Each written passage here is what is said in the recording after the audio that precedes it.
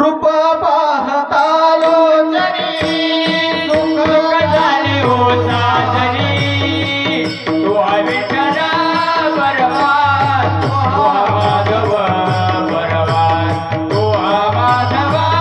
बरवान तो माधव बरवान रूप पाहता लोचनी सुख झाले पाहतानी तुहा विठ्ठला बरवा तुहा माधव